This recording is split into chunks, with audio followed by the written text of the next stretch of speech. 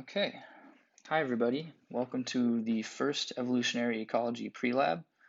My name is Jacob Jaskell, and I'm one of the three TFs leading the lab sections.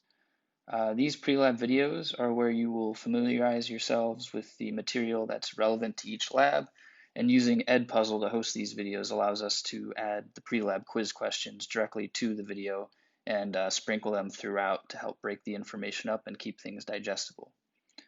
This video will probably be on the longer side since I'll be running through some of the more administrative stuff before we actually get to the topic of this week's lab, but I'll try to keep things short and sweet. I'll also post these slides without narration on the Lab 1 Blackboard page for your future reference. So since I won't be at the first lecture to introduce myself, I figured I'd quickly do that now. Like I said, my name is Jacob. You can use he, him pronouns. I'm a first-year PhD student in the Rogen Marine Ecology Lab, where I study the larval ecology and population dynamics of tropical Pacific tuna in the Phoenix Islands protected area, which I'm sure you'll hear more about during the TF research highlight talks that will happen at some point later in the semester. A little more about me, I actually went to BU for my undergraduate degree, and I graduated in 2019. I majored in marine science and minored in environmental analysis and policy. Outside of academics, I love scuba diving, fishing, kayaking, basically anything that lets me spend time out on the water. So now that that's out of the way, I'll go into some more details about the lab sections themselves. Here's the contact information and office hours for all the TFs, as well as the days, times, and locations of all the lab sections. Some labs, like the first one, will be fully remote on Zoom. Others will have an available in-person component for those who feel comfortable attending in person, but those will also have a Zoom component for those who choose to attend those labs remotely. All of this information is also available on the lab syllabus, and I encourage you to read through that and note which labs have an in-person component so you can plan accordingly if you wish to attend in person.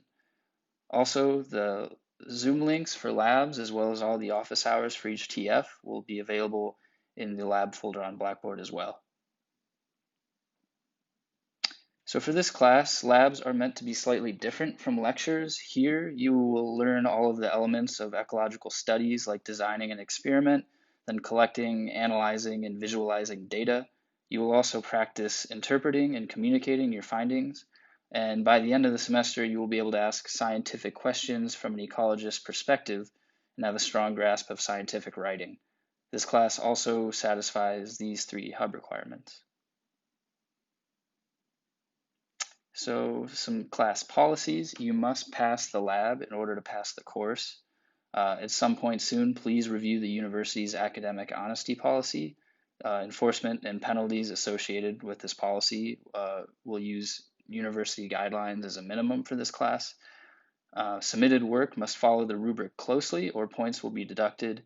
Assignments must be submitted on or before the deadline or face a 10% penalty per day. See the submission guidelines of each lab for more details. And finally, punctual attendance to the class section for which you are registered is required. Please be on time. Being more than 15 minutes late may result in missing the entire lab or in some grading penalties at the TF's discretion. So before each lab, be sure to watch the pre-lab video like you are now and complete the quiz questions that accompany the videos on Edpuzzle. Also, read the lab handout and any background materials in the lab folder for that week's lab. This is vital, especially with the labs that will be in person. People will be rotating in shifts for those in-person labs, and it's important to know what you're doing in advance so that you can just come to the lab and immediately get to work. At the beginning of in-person labs, you must show a green badge at the door or you'll be turned away. This is very important. Just make sure you're compliant with all the standard COVID regulations and have your green badge when you arrive. Any assignments that are due will need to be turned in on Turnitin by the beginning of the lab, or they will be subject to late penalties. Before leaving your in-person lab, please thoroughly clean your station. Some of these labs will be pretty messy, and so it will be a big help to all of us if you leave your station the way you found it. And after lab, complete your lab assignment and be sure to follow the rubrics closely. If you have any questions, feel free to reach out to the TF that runs your lab section or in office hours or by email. So if for whatever reason you have to miss your lab section, let your TF know as soon as possible. You will need to attend another lab section for that same week, so you'll need to coordinate with your TF as well as the TF leading the section you wish to attend. This is especially important for in-person labs as we have to coordinate to make sure that we don't go over our occupancy limits in the lab classrooms. So please make sure you let your TF know if you can't attend your assigned lab section that week as soon as possible. Once you complete your post lab, submit it through the Turnitin prompt under that week's lab folder in Blackboard. Again, make sure you submit your work by the start of your normally scheduled lab section. The first post lab will be due the week of February 15th, and while there will be no labs held that week, you will still need to submit your work as you normally would by the start of the normally scheduled lab time. You can find the due dates for each lab in the lab syllabus. Something that will be necessary while working on your post labs is finding, citing, and managing scientific papers. You will need to cite at least 3 peer-reviewed scientific papers in each post-lab report using APA format for in-text citations and your references section. One option for finding papers that has worked in the past is Web of Science, which you can find through the BU library database on bu.edu/library. Another common option would be to use something like Google Scholar, which is my preferred method of finding papers. And if you wish to download papers as PDFs for future reference, a citation manager can be absolutely a lifesaver. It allows you to upload the PDFs, add annotations, sort papers by certain criteria, and store them in separate folders. Personally, I use Mendeley. I installed the desktop software version of that, and I use it all the time. And I have hundreds of papers on there, all organized by category, and it's extremely useful. So now that we got that all out of the way, we can focus on this week's lab, forest succession and Excel basics. So what is succession? Succession is a change in the species composition of a community or in the relative abundance of the species found within a community. Some species may disappear entirely from the community, while others may increase or decrease in their abundance. Succession typically follows some kind of disturbance that resets an ecological community to an earlier state of organization.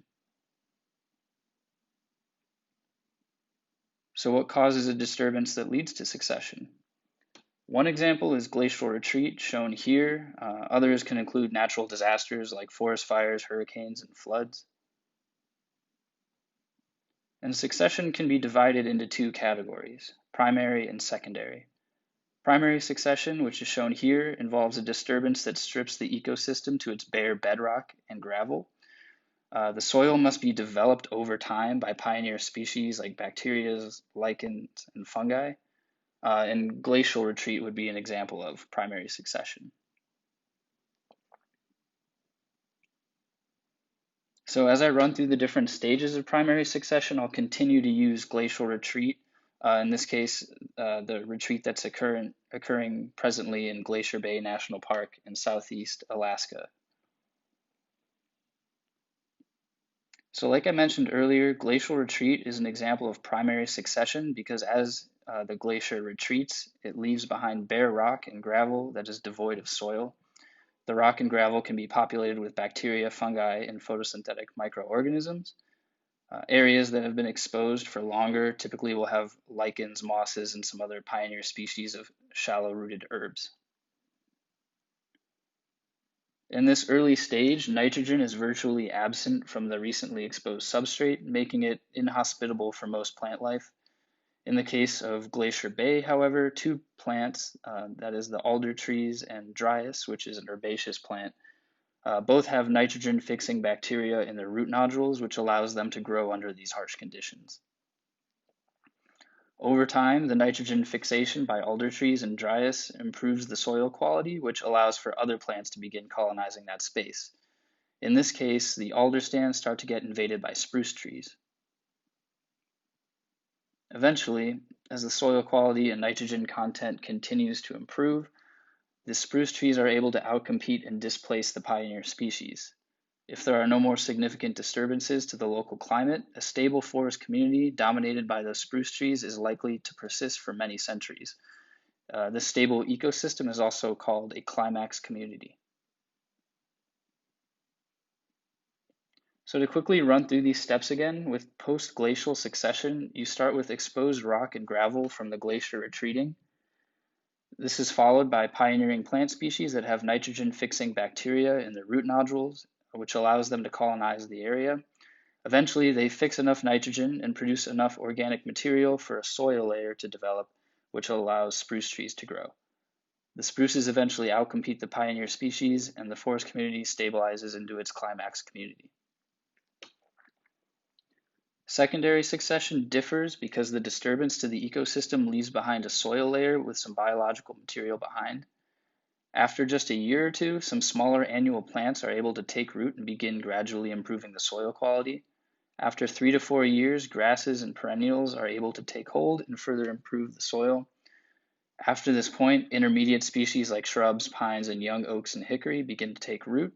And after approximately 150 years or more, the ecosystem can reach its climax community once again.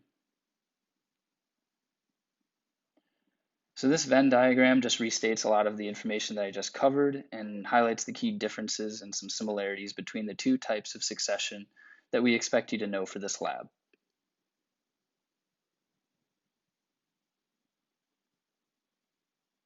So how do we study succession? Given that this can take place over decades to centuries, how can we understand and characterize the different stages of succession? First, we can do so through direct visual observations. Another strategy is to use historical data that may document the initial community, the disturbance, and the following successional species present in the ecosystem. We can also use snapshots in time, which essentially takes the above information to infer gradual changes in succession. For example, we can trace the path of a glacier that has receded and make assumptions about the timing of different successional stages based on the present plant life. This figure illustrates that concept.